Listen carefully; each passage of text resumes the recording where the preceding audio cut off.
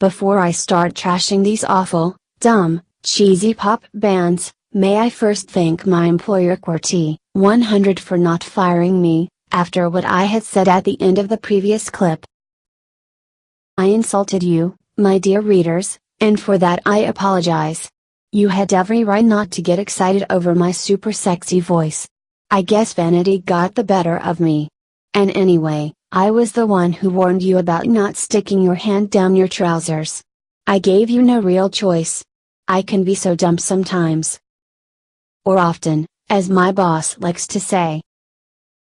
Look, man, I really need the money. I need this gag. And besides, doing sexual favors for my boss isn't the worst thing in this world. There is also leprosy. Yes, I know, I had said that I make a lot of extra cash doing webcam live shows, dressed only in a pair of socks, and a Santa Claus cap, but my mortgage is so high that I really need to work, and keep working.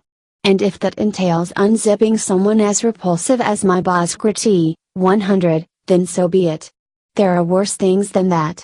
For example, licking the belly of a poisonous Amazon frog.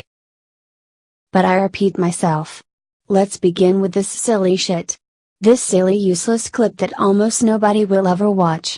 You people must really be bored, all 5 of you. I have already commented on this shitty stupid album cover. If you want to hear, and/or read, what I said about it, you need to watch the previous clip. In fact, watch all of my clips. You lazy bums. And not just the first 2 minutes of each clip, you clueless, reprobates, that smell of hobo urine. So sorry, again I apologize. My boss QWERTY 100, has just told me to not insult the viewers.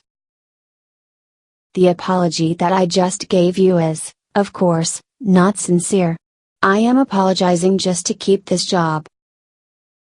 Ironically, what I just said about not being sincere, was sincere. The band that never ceased chasing trends had come back with yet another try-hard cash cow, in the midst of the power metal era. Guess what it sounds like? Well, like power metal, obviously.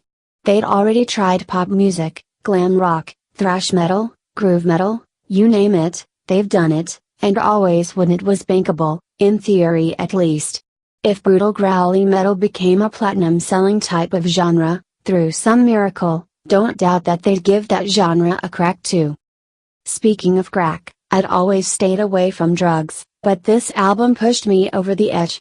In order to withstand the toxic levels of cheese prevalent on this mostly horrendous album, I had to start using crack. Because it often takes one toxic substance to neutralize another. Admittedly, crack wasn't always effective, because the toxic power of JP's cheese sometimes couldn't be overcome, not even with the help of crack. For example, the ironically titled Metalizer. Trust me, no drug in the world can help you with that song. While I can appreciate British humor as well as anyone, and am a fan of it, I do believe that some jokes push the boundaries of good taste. For example, the said track. Naming an ultra cheesy pop song Metalizer just stops short from giving metal fans the middle finger. And anyway, what's been metalized? Cheese cannot be metalized, as all dairy experts will confirm.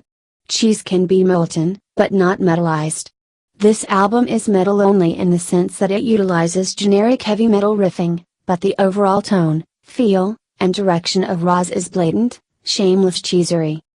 Battle Cry is another example when I couldn't even feel the effects of crack, so noxious were the fumes emanating from this song directly into my ears and nose. Battle Cry is an all-out assault on the senses, a rather vile, dare I say even misanthropic song, which if it could be turned into a weapon would be the equivalent of 10 medieval torture chambers. It just destroys life, or at least music. Just check out that dumb scream at the end of the song. Am I supposed to laugh or cry? It feels like the rack, yet it tickles the funny bone too. What kind of sadomaso is this? Then we have a ballad, the obligatory power ballad. Halford could perform it at Christmas parties, if only it weren't so ear-shatteringly vile. The title track is right up there. Or down there, I should say.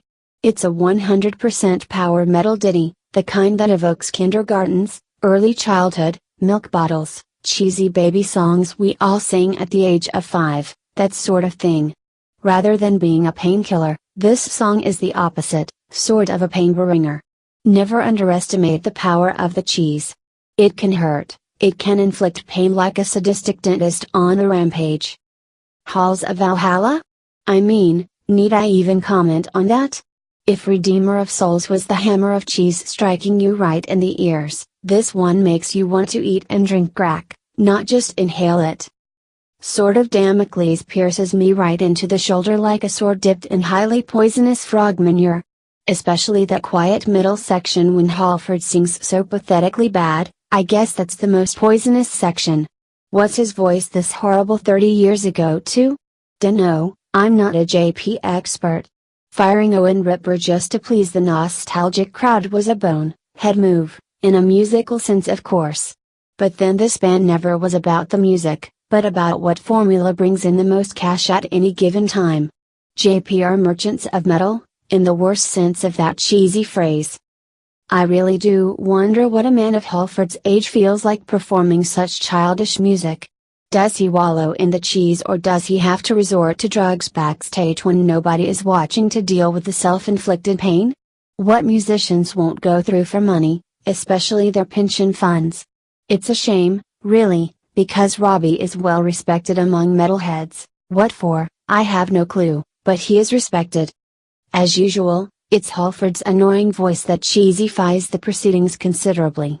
I will never understand why many JP fans dislike Owen Ripper, because the kid has a much better sounding, less corny and powerful voice than this overactive police siren. Unpublished by Moron. The eagle has landed straight into a large pile of cheesy shit. Poor bird. Another victim of cheesy metal. I'm screaming for vengeance too. But does anyone listen, ever? I may not be bitch screaming as much as Halford, but I want my ears avenged. This is from back in the day when metal sounded almost like pop. You start off every song, dreading that inevitable moment when the cheesy chorus kicks in, and it does, and it's nearly always cheesy. Actually, I take that back. Nowadays, a lot of metal also sounds like pop, but with much heavier guitars. I guess we've come full circle, starting with metalized pop, and ending with popenized metal. Same shit, basically. Down with cheese. Unpublished by Moron. This is no angel. This is a bloody robot. Down with cheesy, moronic heavy metal imagery. Rated only 1 fucking star, on Radier Mucus, by Lord and Master, my boss Squirty 100, who has impeccable taste in music. This crap is just so full, of age-old heavy metal cliches, and stuffed with low-grade cheese. Yawn. This band always sucked. 5 main problems with this band, that prevented them from making great music. 1. Love of money. They chase trends, always. 2. They never had a good songwriter, only good musicians. 3. Awful screaming by Robbie, who seems to have his balls permanently squeezed by a pair of pliers. 4. They suck. 5. They really suck. Unpublished by Moron. Another Judas Priest review coming up, in the next clip. It's a review of Firepower, an album that has neither fire nor power. What it does have though is a lot of corny high-pitched screaming, courtesy of Robbie, and many dumb, primitive, kindergarten metal riffs. This session is over. You may now go back to PornTube, or your idiotic Japanese cartoons, or your awful hipster rock, or whatever it is you do, when you aren't watching clips made by a being superior to yourselves. I am, of course, talking about my Lord and Master, my employer, Qwerty the Great. Wait. What is that? He is waving. He is motioning that I approach him. Oh no. He is in the mood again. I gotta go and do that disgusting thing yet again. Being an employee sucks balls. Like, literally.